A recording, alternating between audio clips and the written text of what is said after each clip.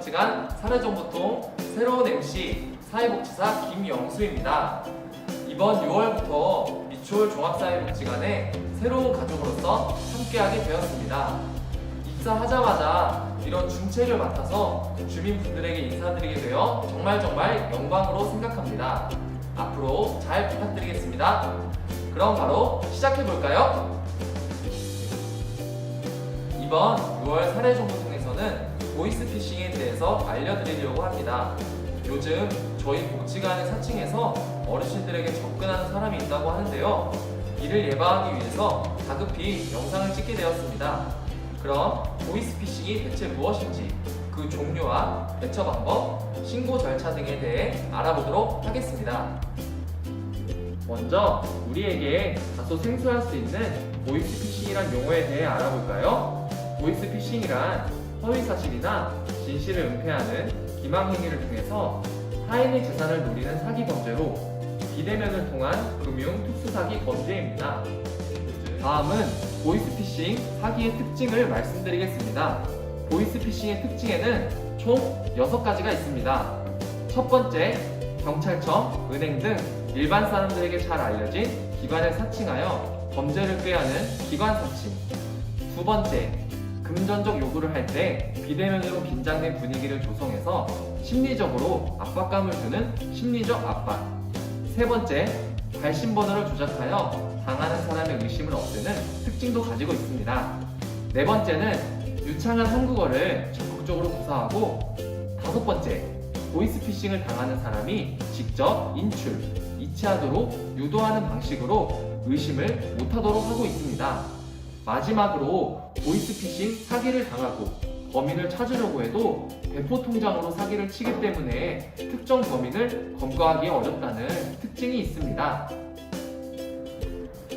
자, 그럼 이번에는 사례를 통해서 보이스피싱 사기 유형에 대해 알아보겠습니다. 저희는 공공기관 사칭형, 자녀 유괴 납치형, 원격 조종을 이용하는 메신저 피싱형, 마지막으로 대출 및 예금 편취 보이스피싱으로 유형을 나눠보았습니다. 각각의 보이스피싱 상황에 대해 역할극을 통해서 좀 더 자세히 알아보고 예방법에 대해서도 한 번에 전달해 드리겠습니다. 그럼 한번 보실까요?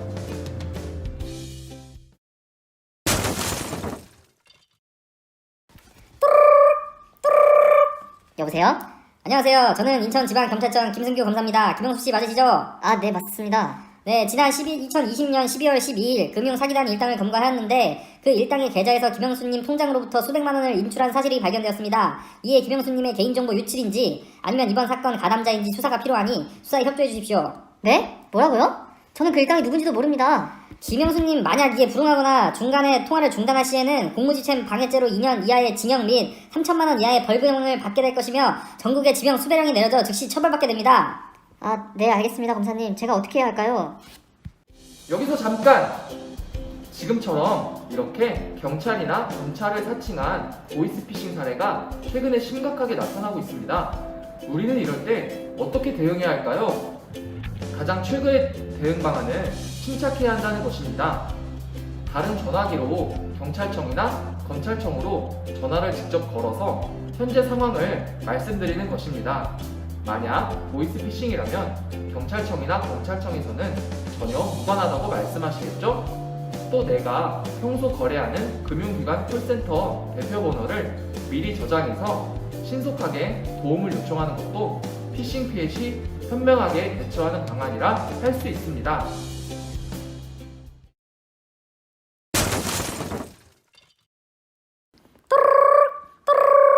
네, 여보세요? 지금부터 듣는 말은 아무에게도 발설하면 안 된다. 현재 당신 아들 김승규를 납치했다. 바로 돈을 입금해라. 입금하지 않거나 전화를 끊으면 아이의 목숨은 장담하지 못한다. 아니, 그게 무슨 말씀이세요? 저희 아들은 지금 학교에 있어요. 진짜로 저희 아들 데리고 있나요? 아빠, 살려줘. 나 너무 무서워. 들었지? 지금 당장 5천만 원을 입금해라. 아들! 저희 아들 무사한 거 맞나요? 네, 얼른 입금 드릴게요. 제발 저희 아들만 건드리지 말아주세요. 여기서 잠깐! 지금처럼 이렇게 자녀를 유괴했다며 가족을 이용한 보이스피싱에서 우리는 어떻게 해야 할까요? 자녀 유괴형 보이스피싱은 아이를 양육하고 계신 부모님들께서 가장 많이 속을 수 있는 부분입니다. 이런 공개형 피싱은 당황한 부모님들의 심리를 이용하고 있어 어느 때보다 침착함이 필요한 상황입니다. 부모님들은 보통 자녀가 다쳤거나 납치당했다고 하면 당황하시고 빨리 해결하고 싶어 하시죠. 그렇기 때문에 항시 자녀의 친구, 선생님, 친인척의 연락처 등을 미리미리 확보하고 있어야 합니다. 그리고 통화를 해서 아이가 현재 있는 학교나 유치원, 어린이집에 아이의 소재를 분명히 확인할 필요가 있습니다.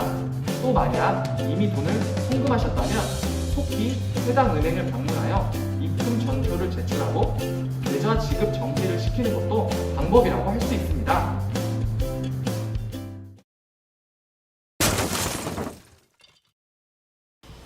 아빠 나야. 폰 고장나서 센터에 맡겼어. PC로 전에 가입했던 문자나라로 문자 중인데 확인하면 답장 줘. 뭔 일? 멀쩡한 아이폰이 왜 고장났어? 액정이 깨졌어. 어디서? 학교 가서 공부한다더니 또 어디로 간 거야? 나 지금 폰 수리하는 데 있어. 아빠 내가 일단 보낸 링크 들어가. 띠링! 클릭하고 설치해 빨리. 이게 뭔데? 어떻게 해? 보험 가입 때문에 그래. 클릭하고 설치해.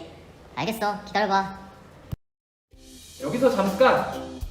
이번 사례는 상대방의 휴대폰을 원격으로 조종할 수 있는 어플을 설치하게끔 유도하는 신종 보이스피싱 사례입니다.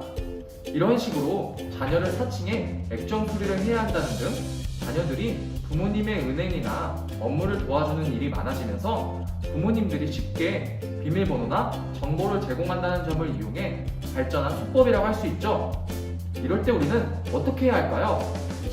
원격 조종 앱을 설치하게끔 유도하여 개인정보를 빼가려는 신종 보이스피싱에 저희는 일절 응대하지 않아야 합니다. 그 상황을 체결하려고 하거나 답장을 하지 말고 곧바로 신고해야 합니다. 그리고 자녀들도 보통 부모님보다는 주변 친구나 또래의 지인들에게 도와달라고 할 것입니다.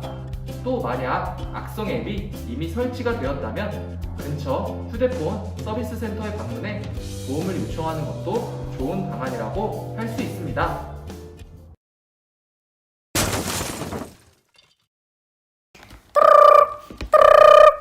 안녕하세요. 한국주택금융공사 상담사 김승규입니다. 김영수 고객님 본인 맞으신가요? 아, 네, 안녕하세요.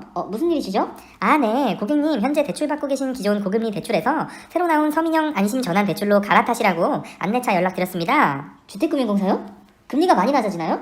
안 그래도 현재 대출권이 금리가 많이 높아서 고민하고 있었거든요. 아, 네, 그러시군요. 저희 공사에서 그럼 대출 전환을 위해 고객님 인터넷 뱅킹 아이디, 비밀번호, 계좌번호, 공인인증서 비밀번호 등 정보를 받아야 해서요. 아, 네. 계좌번호 등은 말씀드릴 수 있는데 혹시 비밀번호까지 말씀드려야 하나요? 네네. 기존 고객님 정보로는 한계도 있고 아무래도 신규 대출에 가입을 대신 해드리는 거라서 정보가 많이 필요해서요. 아, 네, 알겠습니다. 그 금리를 낮출 수 있다고 하니 새로 가입해야죠, 뭐. 아, 제일 먼저 인터넷 뱅킹 아이디랑 비밀번호는요. 여기서 잠깐! 이번 사례는 최근에 실제로 한국주택금융공사를 사칭한 보이스피싱 사례입니다. 즉, 전화를 통해 대출을 권유하거나 개인정보, 인터넷 뱅킹 정보, 통장이나 카드를 요구하는 등의 대출 사기형 피싱 사례라고 할 수 있습니다. 이러한 대출 저금리 사기형은 대부분 은행권 대출이 어려운 서민들을 타깃으로 하여 저금리 대출을 해준다는 문자 또는 전화를 통해 시중보다 지나치게 싼 금리를 제시하여 상환용 대출을 유도하는 것입니다. 이럴 때 우리는 어떻게 대응해야 할까요? 이러한 대출 사기형 피싱에 대응하는 가장 좋은 방법은 바로 전화나 SMS 등으로 대출을 권유하고 개인정보를 요구하며 모두 보이스피싱에 해당한다는 사실을 인지하고 있어야 된다는 것입니다. 특히 현재 서민형 안심전환 대출은 은행 창구나 주택금융공사 홈페이지, 스마트 주택금융 앱 등 주택금융공사에 등록된 공식 대출 모집인을 통해서만 신청을 받고 있습니다. 이런 대출 사기형 보이스피싱 연락을 받는다면 즉시 연락을 끊고 경찰이나 금융감독원으로 신고를 해야 합니다. 네, 지금까지 보이스피싱에 대한 전반적인 내용과 대응 방법에 대해 말씀드렸습니다. 잘 보셨나요? 보이스피싱은 예전부터 지금까지 많은 분들이 피해를 보고 있는 범죄로 피해자는 금전적, 정신적으로 큰 피해를 가진 채 살아가게 됩니다. 이를 예방하기 위해서는 보이스피싱을 미리미리 알고 대처하는 수밖에 없습니다. 이 영상을 통해서 여러분들이 보이스피싱 피해를 최소화할 수 있었으면 좋겠습니다. 그럼 다음 달에도 유익한 정보를 가져올 수 있도록 하겠습니다. 다음에 또 만나요. 뿅!